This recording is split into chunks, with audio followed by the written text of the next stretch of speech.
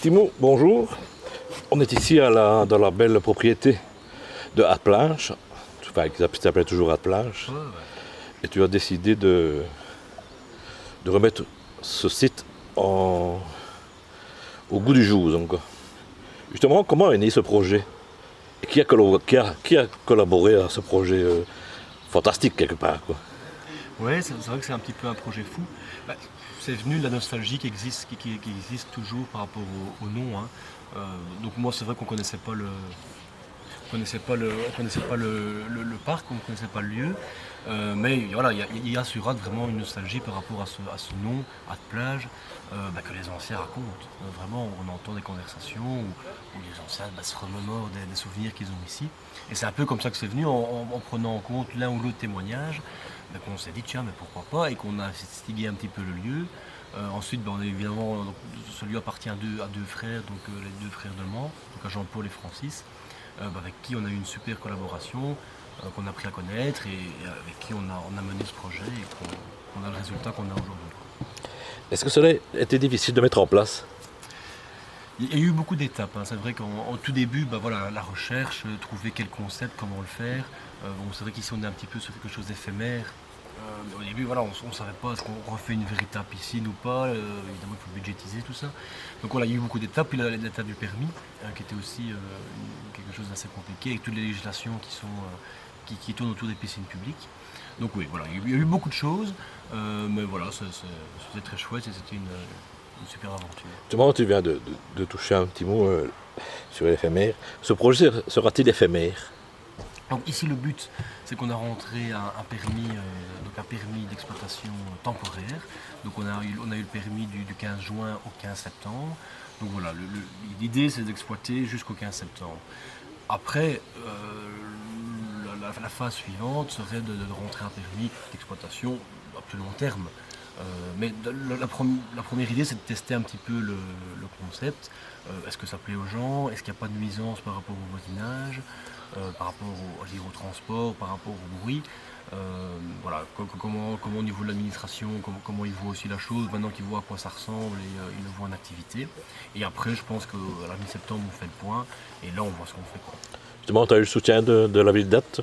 Oui, la ville d'Ath a très bien travaillé, tout autant que le SPV, le service des permis.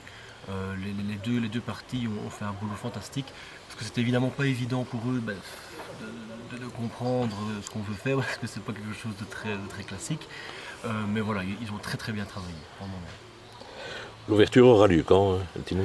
Donc on est toujours dans la finition, ici les coups de peinture, la finition de la terrasse.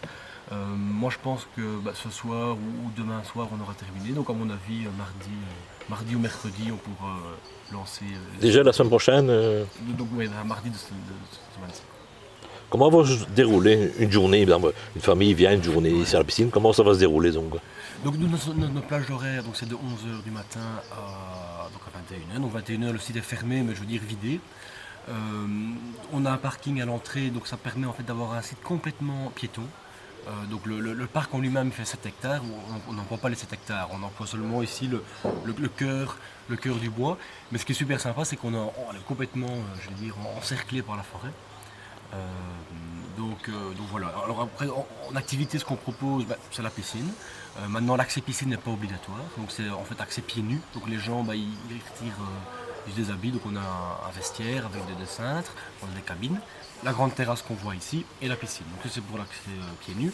Après, on a toute la petite zone Eureka, donc autour de l'étang, on a des tables de brasseurs. D'autres activités qui peuvent venir se mêler, comme le beach volley, comme le pétanque, le mini-foot. Et alors on a aussi un accès qui donne sur le Ravel avec des pédalos qui seront aussi mis à disposition. Est-ce qu'on peut dire que c'est un petit centre créatif Oui, sur Ath? bien sûr, ouais, c'est ça l'idée, quoi. Oui, l'idée c'est de venir en famille pour se divertir, que ce soit manger du glace, que ce soit faire une petite promenade à vélo pour arriver jusqu'ici, aller à la piscine. Oui, c'est vraiment un centre récréatif. Ouais. Pour ce projet, combien de personnes vont être employées donc, quoi? Donc nous on est à la base du projet, donc on est à trois collaborateurs.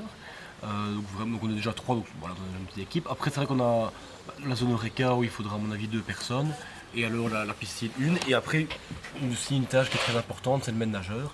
Donc en fait il nous faut un maître nageur en permanence. qui soit dans notre cabane qui est là et qui sera, je veux dire, voilà, avec une surveillance maximum sur les enfants et sur la piscine. Justement, tu m'as pris les mots du mot, y aura-t-il des maîtres nageurs au Ouais. niveau sécurité, il y Tout à aura des fait. mesures. Donc on a un maître nageur en permanence à tout le temps. Et alors on a du personnel qui est formé aux premiers soins et aux premiers gestes. En cas de problème, si le maître nageur doit intervenir sur un souci, ben, on a des gens qui viennent l'aider directement. Y a-t-il des normes à respecter? Oui. Ça c'était aussi un très gros travail. C'est que voilà, pour une première, on a eu énormément, en fait, énormément, c'est tout à fait normal, hein, de législation et de normes à respecter, qu'il a fallu voilà, emmagasiner, les comprendre et après tout faire pour les mettre en place, quoi. Ici, je pense qu'on voilà, on gère bien le sujet, on maîtrise tout à fait, mais effectivement, il y avait un gros travail de préparation derrière. On voit la piscine derrière nous. Ouais. C'est une piscine de combien au niveau surface, disons. Ouais. Donc la piscine, elle fait 24 mètres sur 12 mètres. Donc c'est une piscine voilà, temporaire de la marque Laghetto, donc c'est une piscine qui est complètement démontable, donc qui permet d'avoir aucun ancrage dans le sol et voilà, si on la démonte, on ne laisse aucune trace. Et alors on a 1,20 m partout. Et pour les plus petits, ils devront être accompagnés de leurs parents. Oui, tout à fait. Les plus petites vont accompagner des parents. Maintenant, on va aussi mettre un château gonflable pour les petits. Il y aura une petite plaine de jeux. Voilà. Donc après, mais c'est vrai que pour les tout petits, il n'y a pas de pâte jour, on n'a pas de petite profondeur. Quand c'est 1,20 m pour tout le monde. Et ce projet, bon, on sait que tu en avais parlé quelques minutes avant, il pourrait durer 3-4 ans et après peut-être qu'il sera peut-être revu. Oui, bah, c'est vrai par rapport à ce parc-là, on a plein de petits projets, plein de petites idées. De nouveau, tout en vie, pas en vie nocturne, mais je veux dire en journée, sans déranger les voisins. Après voilà, on sait pas, je pense qu'il faudrait peut-être faire ici le petit test jusqu'au bout, arriver à mi-septembre, voir comment les atoises ont réagi, voir comment le terrain réagit, les voisins, et après on va réfléchir à ce qu'on fait, quoi. Justement, tu as dit un critère que les propriétaires m'ont dit, c'est respecter les lieux. Oui. Qu'est-ce que tu as fait pour respecter les lieux, justement? Donc en fait, les propriétaires, donc Francis et Jean-Paul, ont vraiment suivi, je veux dire, toute l'évolution du projet, du début avec les demandes de permis, les réflexions, jusqu'à l'aboutissement avec ici les petits travaux qu'on a fait.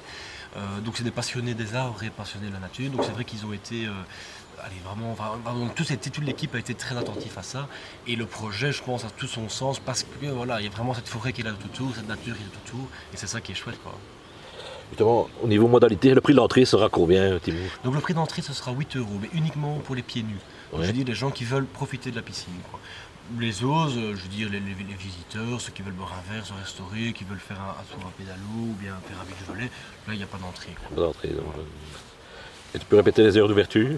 Donc c'est tous les jours en cas de beau temps. Bon, je veux dire, voilà, si c'est une petite pluie, on reste ouvert, mais voilà, s'il fait vraiment mauvais temps, orage ou autre, c'est fermé. De 11 h à 20 h. Et 21 h, le site est fermé. Ça va. Je te remercie, Timur. Merci à vous. Et bonne chance pour ton projet. Ouais. Donc.